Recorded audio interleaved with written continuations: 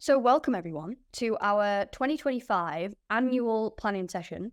We have had this session this morning with the full team, so we've all sat together for an entire morning and gone through this exact agenda.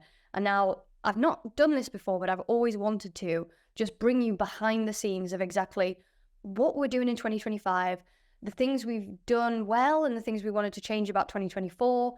And you're going to get to see everything. Like, I'm not going to hide any of the numbers. I went back and forth in my head about that one a bit, but there is simply no reason for me to hide anything from you. So we're going to actually go into the P&L of the business, everything we've brought in, the things we've spent money on, the profit that we've got.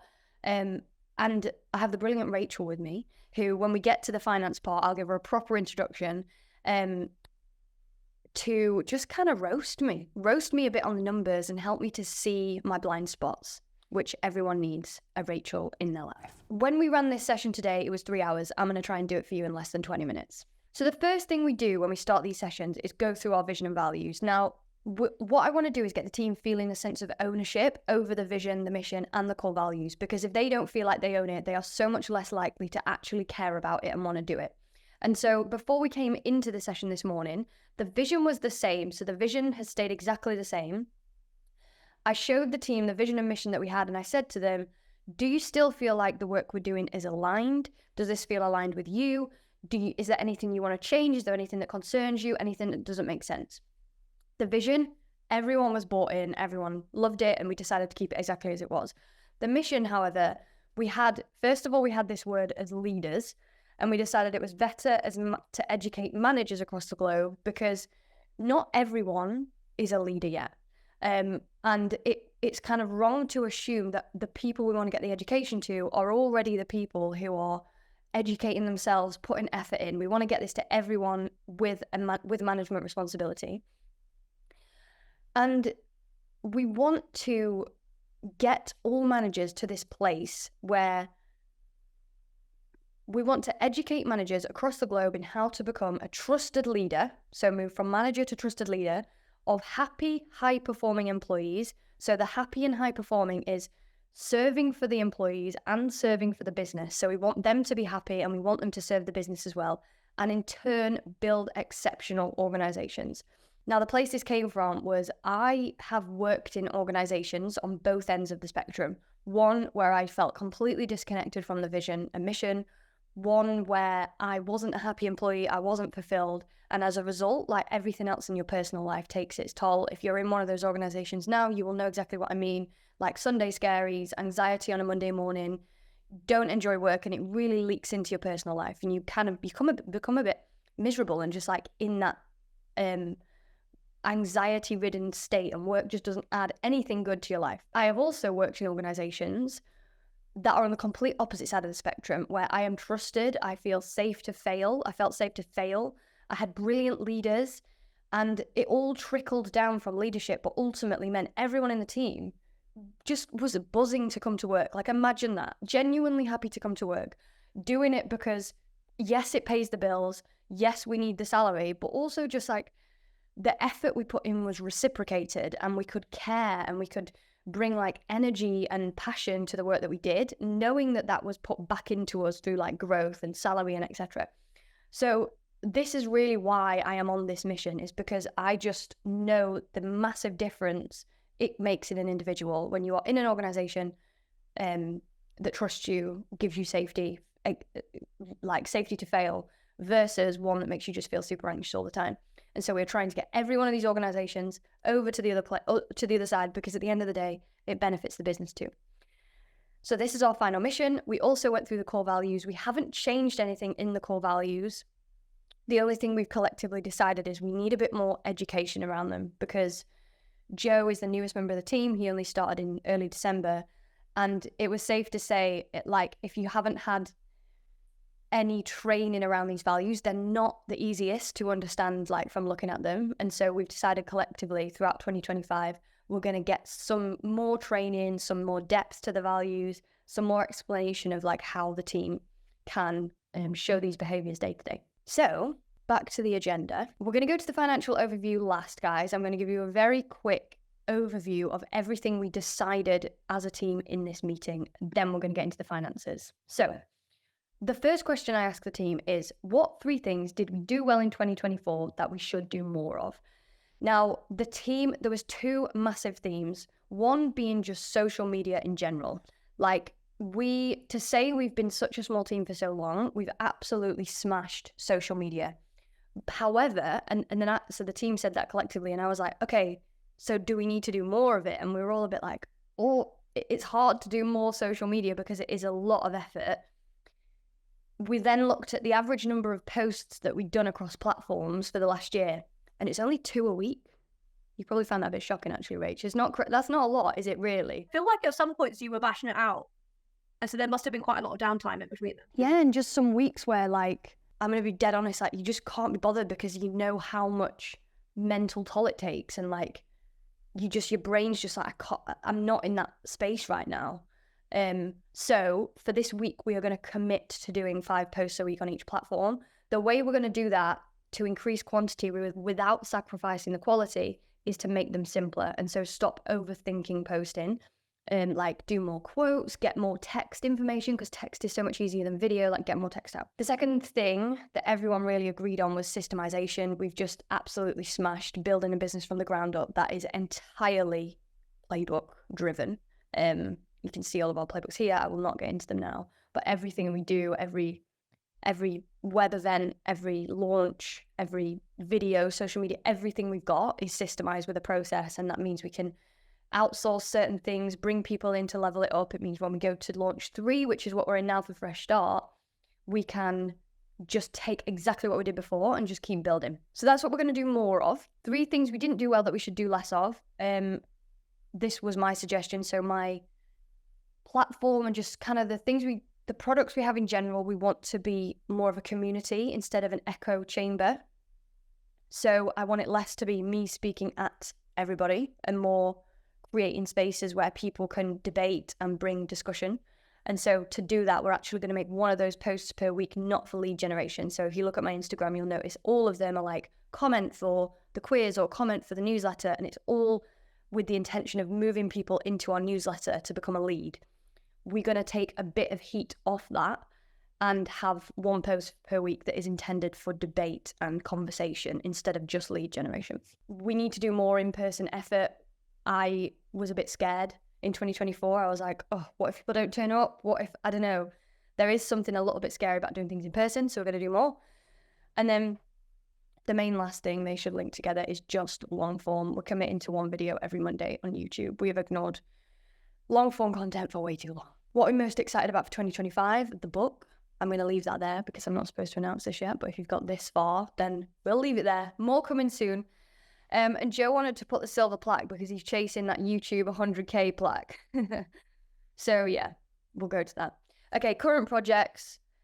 We are doing an incredible leadership level up program with our clients Gravitate, which is a 6-month program. We're taking all their leaders through it, all the managers in the team. We're actually really close to finishing it, so we're just updating the team on that. We're working with Sony Music Publishing, which is incredible. We are knee deep right in the middle of doing a big culture, core values overhaul project with them, and it is going so well so far. So we've got loads of things coming up in Jan, Feb, and a bit of March. So I'll do loads of posting about that. And then I've just got loads of speaking engagements. I will not bore you with all the details now. And then we went through our current projects. So you can stop this, have a look through, have a scroll. But we just essentially ran through all the projects that are coming up that we needed to make plans for. So we're going to do supper clubs, speaking engagements, building the community, fresh start, content, all that stuff. And then finally, these are the 2025 goals that the team have put numbers on.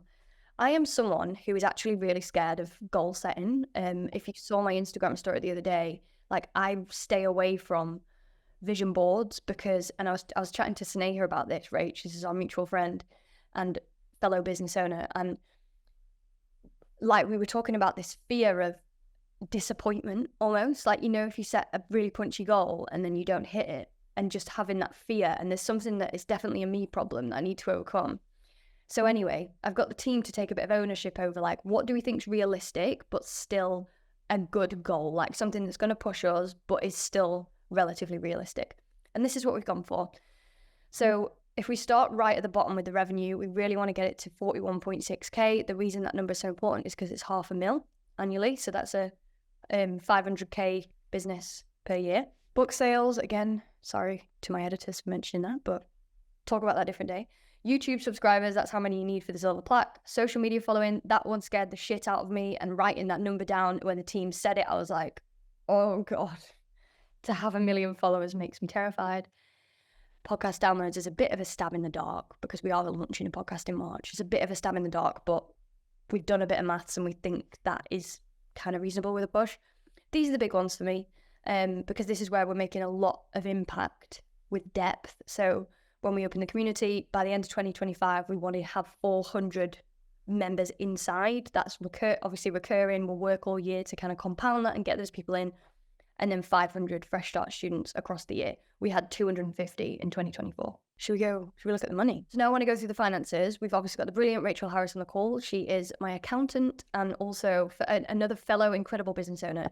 And if you are someone who is considering starting a business or already is in a business, all I want to say to you about your finance function is please make sure you have an accountant that also has a profitable, high-performing business. The reason that I chose Rach and StriveX, her accountancy firm, was because her business, StriveX, they are not the cheapest, but they are a profitable, high-performing, excellent business. And you will see the kind of questions Rach is going to ask me, like, these aren't coming from a trained accountant, they're coming from a business owner who is there to push me and make me better with my finances and how I'm spending my money and where I'm allocating it and just generally giving me all the best ideas. And so that's why Rach is here. That's why she is so important in my business. And I'm actually going to put a link in the description where you can go and check out what Rach does. If you want to book a client meeting or if you just want to see what she does on social media, then I would encourage that as well.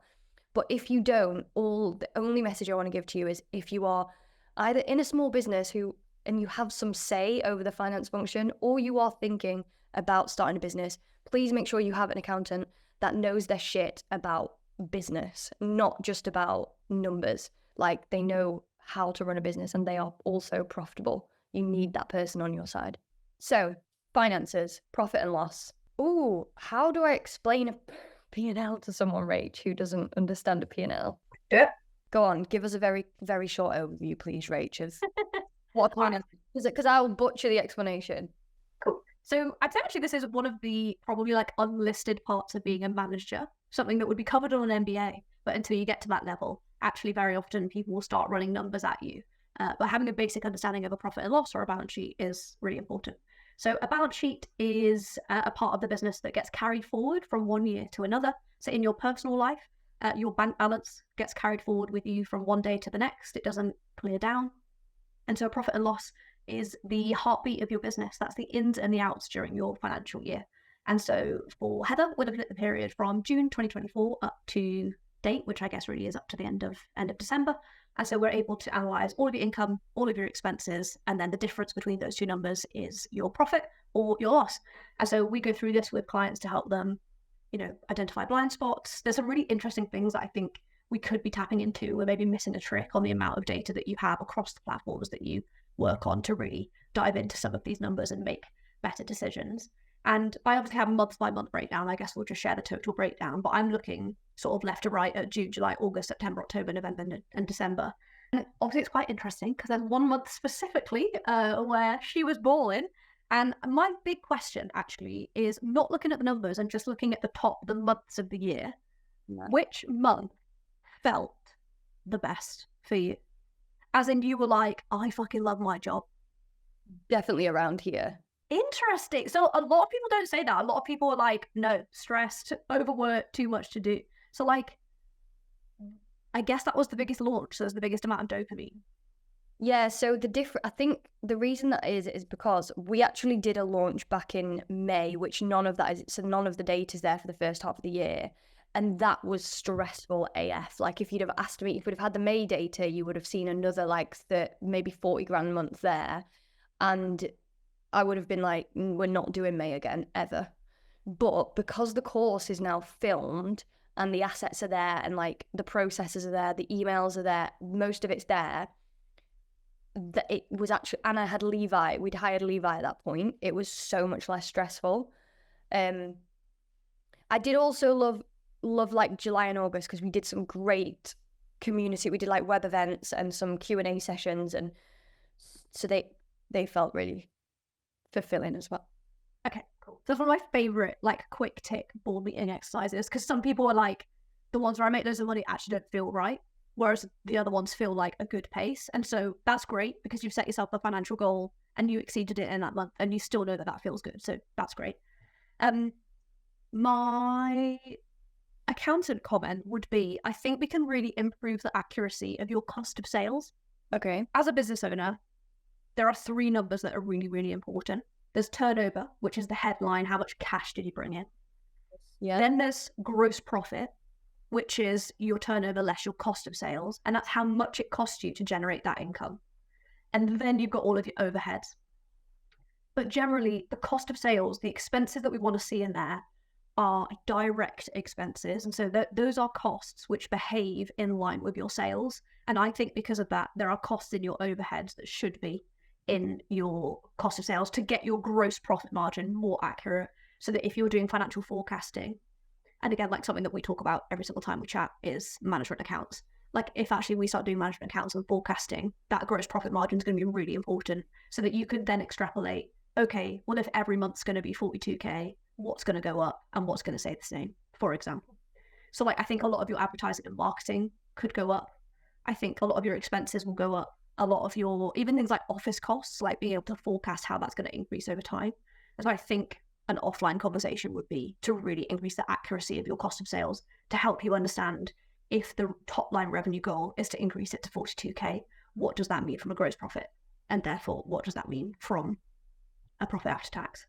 Yeah, like that 50 there's definitely like fees.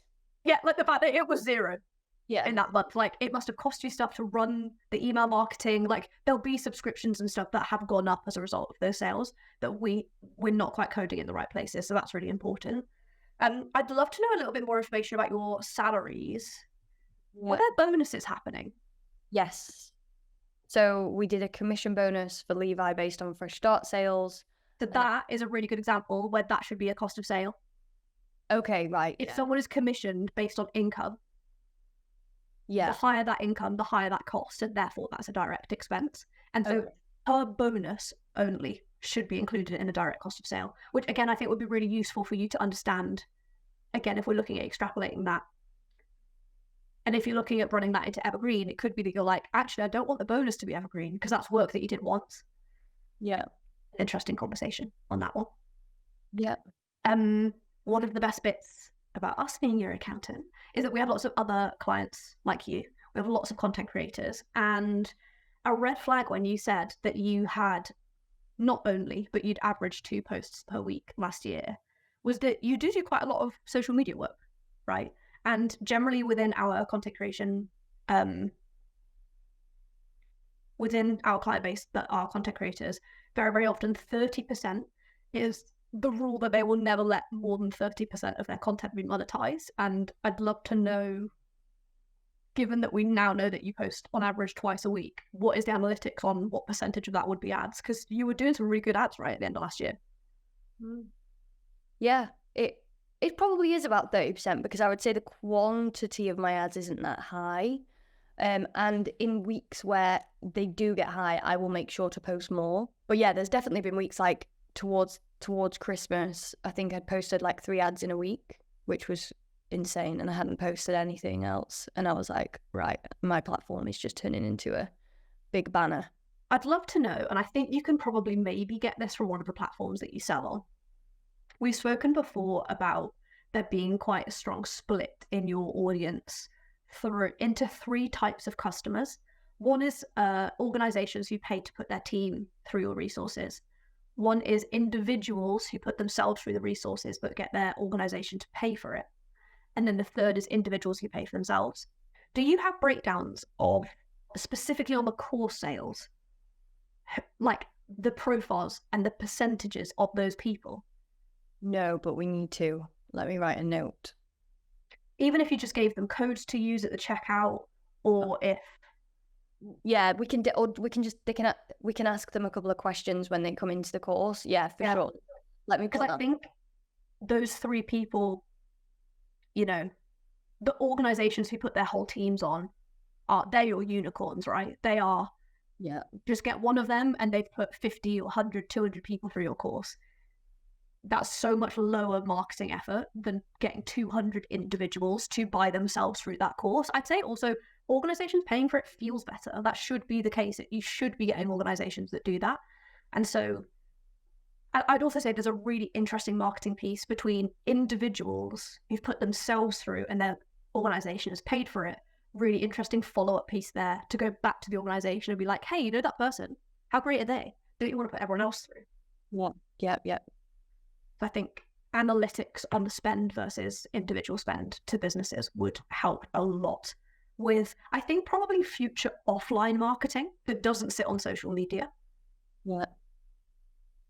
I think that is a good piece of data that you might be missing at the moment.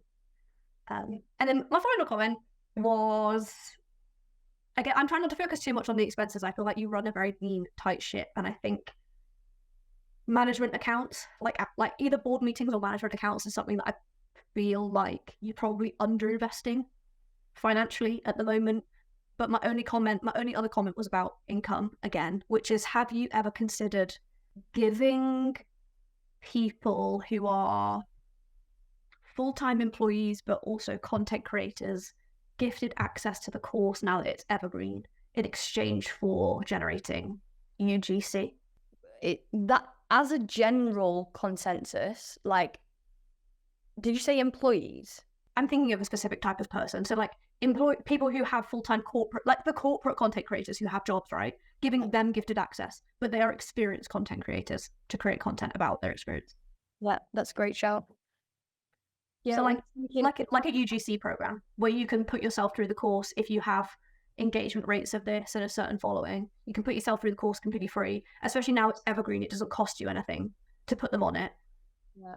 Give them the completely free access. So it literally, like none of your overheads go up as putting them on it. You put them on it in exchange for creating UGC, which you own the rights to. They post it on their own platform and you can repurpose for future marketing as well. Love it. Yeah, the only thing we thought of there was for like leadership coaches, because a lot of leadership coaches are just in my network and I speak to them and we kind of all grow together. And yeah, I thought that not UGC necessarily. I don't think it would be like that. I think it would be more like net referral driven. But yeah, that's a great shout. I've written it down. Especially now you've done all the hard work to get the fresh start to get to the evergreen point. And one of the best bits about being evergreen is it doesn't cost you more to put more people through the course. And now you can start working out how to increase your authority, which is through content. Sorry, I know you wanted to be really quick. I feel like I've yapped a lot about the numbers. Something that we do a lot in our firm, and you know this from our previous conversations, is we reverse engineer our revenue goal into specific goals for specific team members. So if your monthly recurring revenue is like, do you say it's 42,000? Ish, yeah. So I would firstly inflate it a bit and say that it's 50. So if you don't hit it, you know that you've still hit it and they don't. I guess they set it themselves. You probably can't do that. But inflate it a bit to account for low months and high months. And then I would say to Levi, every single week, I need you to report to me on how we're doing. And I need to tell me what you're going to do about it. So my team reports to me in a weekly scorecard. And so it's like a business development weekly scorecard, which is the 4 numbers that I want to see every single week, color-coded into green or red, either being met or not met.